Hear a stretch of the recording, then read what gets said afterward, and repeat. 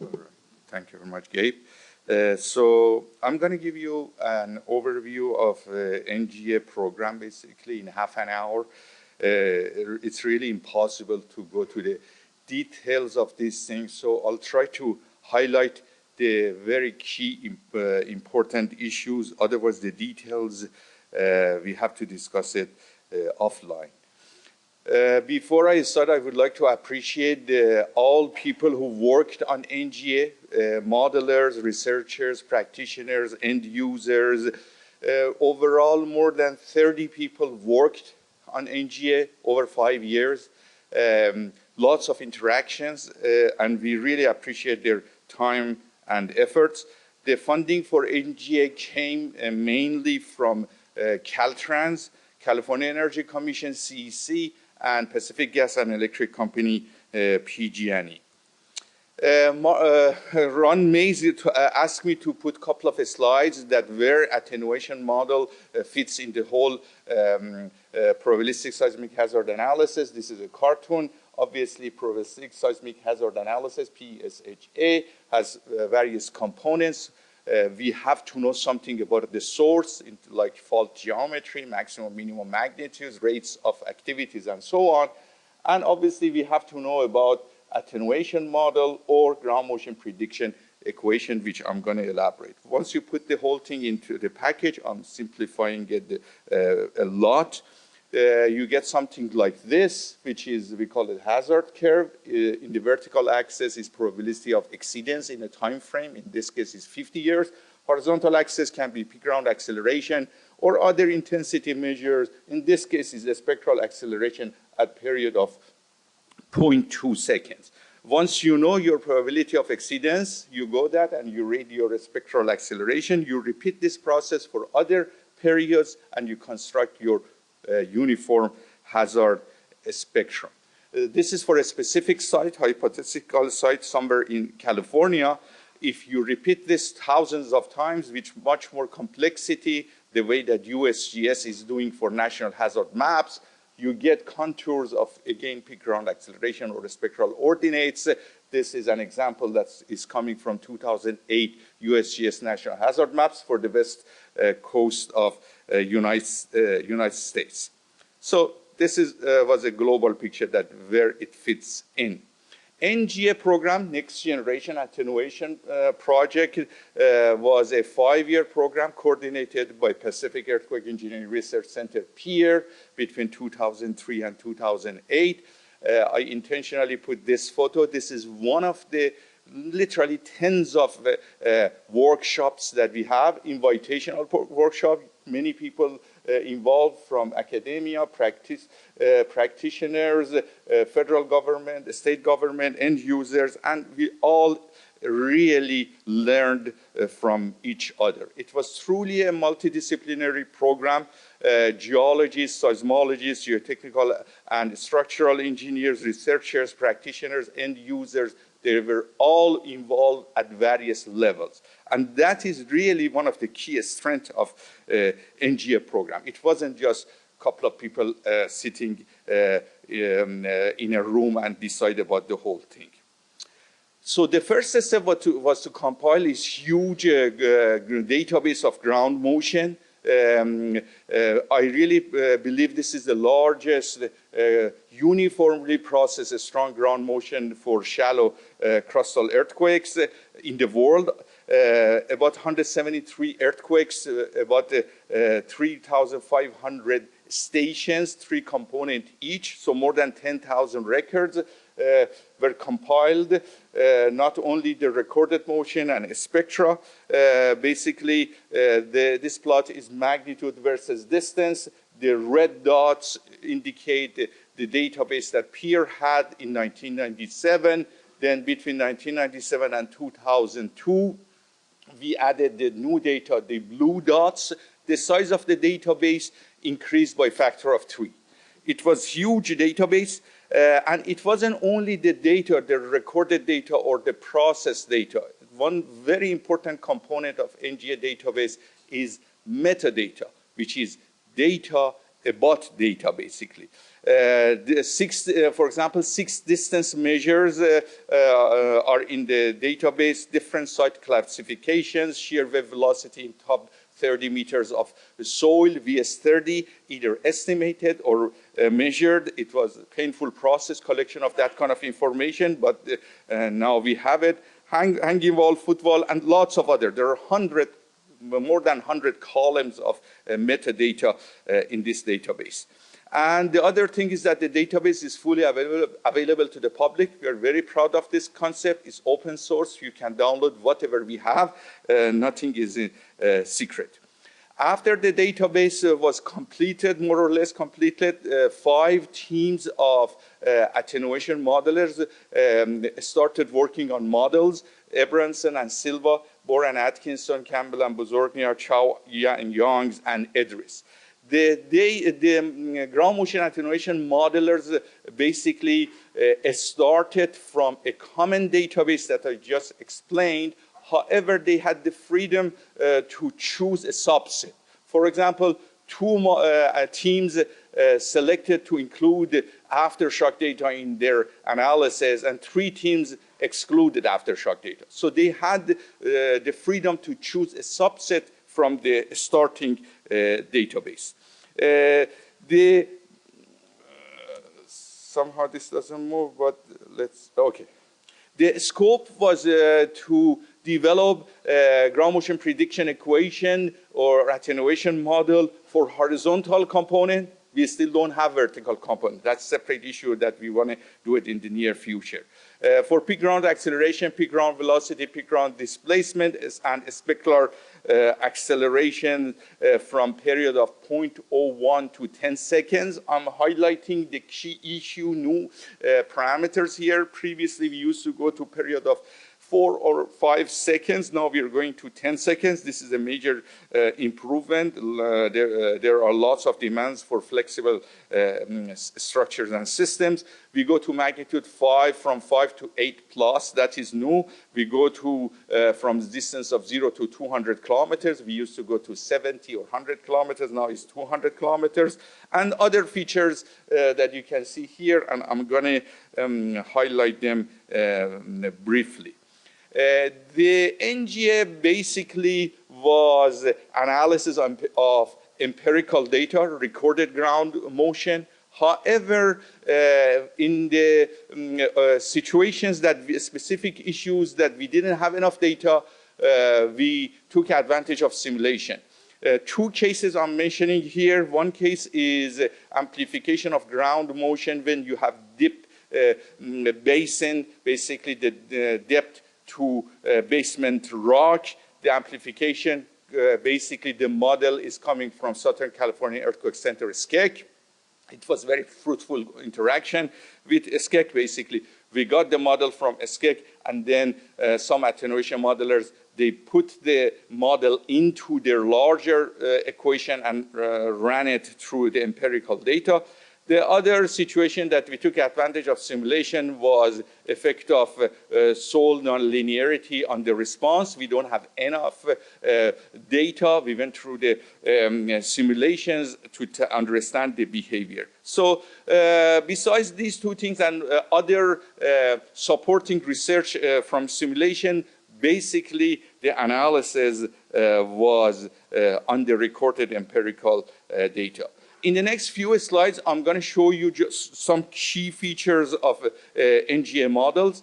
This is the issue of magnitude scaling. On the left is for PGA, on the right is for spectral acceleration at period of 1 second. Vertical axis is acceleration, horizontal axis is magnitude. By increasing the magnitude, naturally, the ground motion increases, but at the shorter period and closer distance, there is a saturation. It doesn't increase, the ground motion doesn't increase without bond. Basically, there is a saturation as you see. And all 5 models incorporate saturation effects in their magnitude scaling. Distance scaling is not much new. We had it, now we refined this thing. The concept is that when you get close to the fault, again, it saturates with distance. The left is for PGA, right-hand side is for a spectral ordinate of at 1 second, is acceleration versus distance. We had it, now it's a little bit more robust. I'm not going to go over the details of this slide. It takes at least 5-10 minutes to go over all the details of these things. Ron Mays suggested that I put this cartoon about the style of faulting. The bottom line is that fault mechanism is included in all 5 models. In the bottom, you see on the left is a strike slip, in the middle is reverse, and the right-hand side is normal faulting. Basically, all attenuation models included a style of faulting in their models. Hanging wall, foot wall, and there is a new parameter, depth to top of rupture. For several years, seismologists like Paul Somerville emphasized that if the rupture doesn't reach the surface,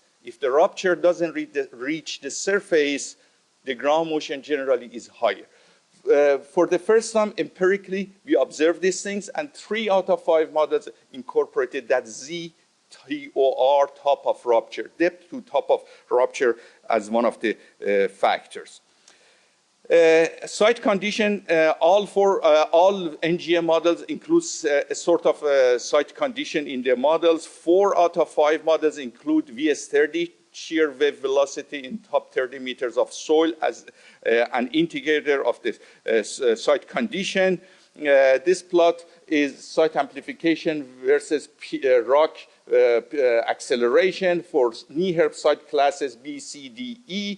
At low PGA, obviously, from going from B to E, from hard rock to softer rock, you get larger amplification. However, by increasing the acceleration on the rock, you get effect of soil nonlinearity, and the amplification decreases, especially at the shorter period PGA and so on. The effect of soil nonlinearity is included in 4 models. Only Edris model doesn't include soil nonlinearity. I have to show you one slide regarding standard deviation. It's very important key issue in the whole attenuation modeling. There is a total standard deviation, and standard deviation has 2 components, intra-event and inter-event. In other words, I call it a station-to-station variability and event-to-event, earthquake-to-earthquake variability. Generally, the standard deviation for a station-to-station or intra-event is much larger. This is just an example that we get a feeling about these numbers. I just dragged it from Campbell and Bozorgnia model, just to get a feeling. For PGA, one model has total standard deviation on natural log of 0.53. In other words, if you take exponential of that, is a factor of 1.7. So if you, for that attenuation model, for PGA, if you want to go from median value to so-called median plus 1 standard deviation, 84 percentile, you have to multiply the median by that number, 1.7. And obviously, that's for PGA. The very important point is that the standard deviation is function of period. Please don't use a single number standard deviation, especially for PGA, and use it for all periods. Standard deviation is larger at longer period. And for example, at period of 1 second or 0.2 seconds and so on, that number 1.1 is becoming 1.8 or so. Remember this number 1.8 when Charlie Kircher is going to give his presentation about the building code. When they want to go from median to 84 percentile, they suggest to multiply median by a factor of 1.8. So the concept is not, we are close. I'm going to show you 2 slides on residuals. We have literally hundreds of slides of residuals. I just want to show you a concept. Residual is the difference between the recorded motion and predicted motion.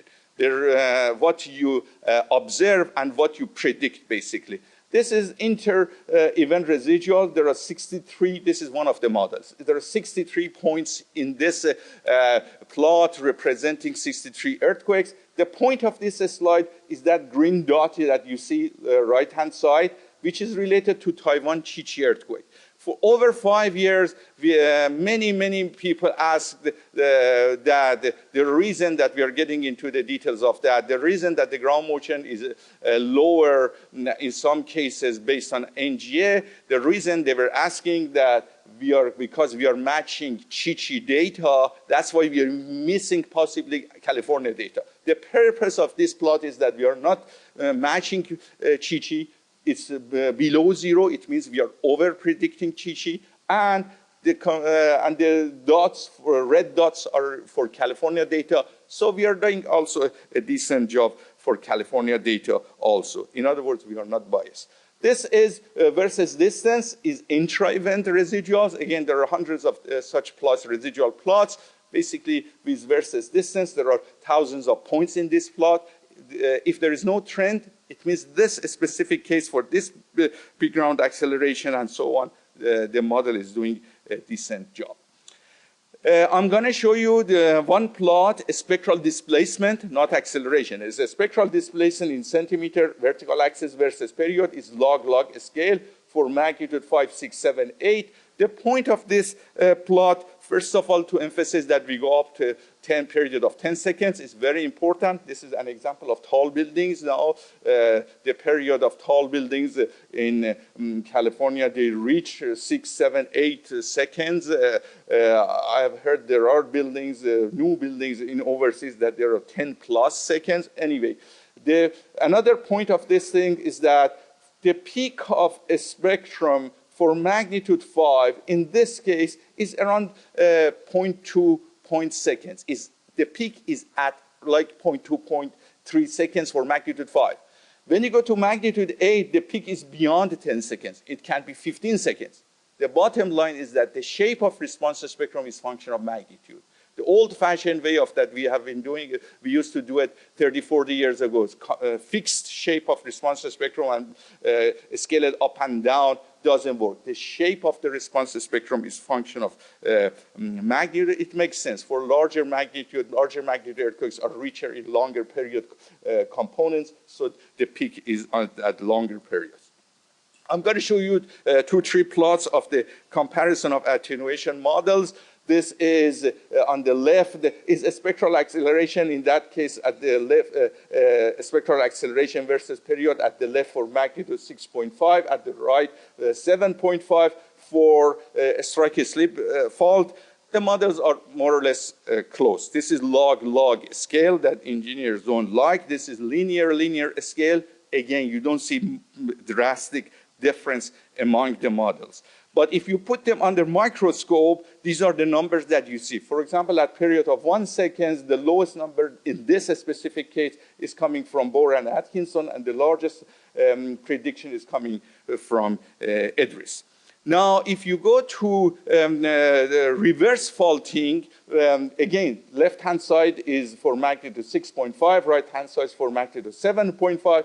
This is where you see first the more scattered among the models because they handle hanging wall, footwall effects, and thrust faulting and so on are different. So you see more scattered among the 5 NGA models. This is a spectral acceleration versus Joyner and Bohr. The distance for a magnitude 8 strike slip fault, the red curves are NGA models, the blue curves are older model, pre-NGA models. Generally, as you see for that strike slip large magnitude, the red lines are below blue lines. NGA prediction is less than older prediction. Now, if you go to something like 1994 Northridge earthquake, it's a magnitude 6.7 with a dip angle of 45 degrees and so on. You see the scattered again is larger. This is linear log now. Scattered is larger, and the red curves can be above the blue curves. In other words, the NGA prediction can be larger than the older prediction because the new features that now we have in a few NGA models regarding hanging wall, footwall, and fault mechanism. What you get out of NGA is a new geometric mean that I'm not going to go over the detail of that. the old geometric mean is that you multiply first horizontal component times the second horizontal component, and you take the square root. It's the square root of first component times the second component. That is the old geometric mean. Now we went through a more complicated orientation independent geometric mean, but when you put all the data, new and old, into one pot, the ratio of the new over old is that versus period, so they're very close. For individual records and stations, they're very different, but when you put everything into the pot, on average, they are very close. If you are interested to use the results of attenuation model, but not for the geometric mean, but for the, for example, maximum rotated ground motion, the way that, again, Charlie Kircher is going to elaborate that the building code writers suggest, that you have to use plot like this. Right-hand side bottom is the ratio of the maximum rotated ground motion over what you get out of NGA model is versus period.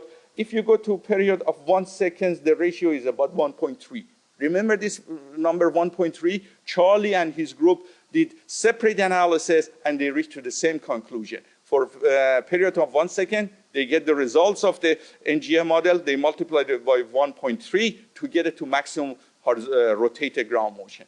That is fine on average. One thing that is missing in this process is variability of this thing. In the building code suggestion that Charlie is going to elaborate, the variability of this ratio is missing. So if we really want to do a perfect job to get it to the bottom of these things, we have to generate the attenuation model for the maximum rotated ground motion to include also this variability. But that's for the future. Impact of the NGA models. Basically, USGS spent, I think, close to 1 year. They reviewed NGA models, and they assembled an independent national panel. They called it a Tiger team. We had various meetings with the Tiger team. They wrote us pages of questions. We replied with 200-300 pages of replies. So it was very interesting review and interaction. And eventually, USGS adopted NGA models for the development of 2008 National Hazard Maps, as you see it here. And Mark Peterson is going to elaborate on that. The impact of this, again, Mark is going to talk about this also. There are two graphs at period of 0.2 seconds, at period of 1 second. These are basically the ratio of new over old, NGA-based prediction versus 2002 version of the National Hazard Maps. For period of 2 seconds, basically the ratio is around 1, so plus minus something, so not much difference. For period of 1 second, you see lots of blue, so there is a substantial reduction in the prediction of the ground motion if you use NGA model, like 20, 25, 30%. And the reason, if we just summarize the reason, this is the slide that I borrowed from Art Frankel of the USGS. Basically, he is saying there are two key reasons for the reduction of the ground motion, especially at long periods. One reason is that in 2002, as well as in 2008, USGS is interested to develop national hazard maps for rock, VS30 of 760 meters per second. In 2002, most of attenuation models, except one, we didn't have shear wave velocity in the attenuation model. We had rock versus soil or soft rock and other variables. We didn't have shear wave velocity. So USGS assumed that when they plug in rock into the old attenuation model, that corresponded to 760 meters per second. We, attenuation modelers, discovered that their rock is really about 540, 550 meters per second, not 760. So in other words, 2002 national hazard maps were conservative. When we used NGA, we have explicit VS30 in our attenuation model, and easily USGS could plug in 760 meters per second. So almost half of the reduction that you see in the 2008 is coming from the shaving the conservatism in 2002 maps. The second half is coming from the better database and better model and so on. The strengths of NGA models, basically, and NGA program, there are various things, but I want to emphasize a few important things that I believe are very important. Quantity and quality of the data. Basically, as I mentioned, the database increased the size by a factor of 3. There were lots of checking and rechecking and so on of the data, QA of the data. That was very important. It was a major, it was a revision of the models, not just an update. So basically, most of the modelers started from scratch, revisited all their previous assumptions. That was very important. We had very fruitful interactions among the modelers as well as other researchers. We all learned from each other. It was very, very important for everyone. And then finally, as I mentioned, the review process that USGS put together and the Tiger team, after all the meetings and correspondence and so on, the Tiger team asked all of us that you guys are the authors, are the same authors of the previous versions, previous generation of attenuation model. If you want to choose your old attenuation model versus NGA, which one do you choose? And all the modelers, they said NGA, and eventually they accepted. Now, in the last like couple of years after completion of the NGA, we see reports and papers all around the world. We are not involved directly in any of these things, that they are checking researchers in various parts of the world. They take the attenuation models and they check it against the regional data. And so far, all the reports that we are seeing, except maybe a couple of them, they are saying that NGA works with the regional data, including Europe, Middle East, New Zealand, Latin America, Japan, Taiwan, and other places. This is my final slide. The documentation of the NGA models. There are 3 peer reports posted at peer website, free of charge. You can download it. They have all the details. The database, as I mentioned, is fully available to the public. Model spreadsheets and computer programs are all posted at the peer website. One version of that, Dr. Linda Al-Atiq is going to present it this afternoon. And as you know, the summary of the attenuation models, database, and supporting research programs were documented in a special issue of Earthquake Spectra, which was printed in February 2008. Thank you very much. Thank you, Yousef. And if you do not have a copy of those papers, we have extra copies of the Spectra Journal on sale outside. I think it's $25. And if you'd like to get extra copies, they are available there. Our next speaker is Mark Peterson. Mark is currently chief of the U.S. National Seismic Hazard Mapping Project in Golden, Colorado. And Mark will tell us about the process the USGS went through and for the mapping. So Mark, thank you.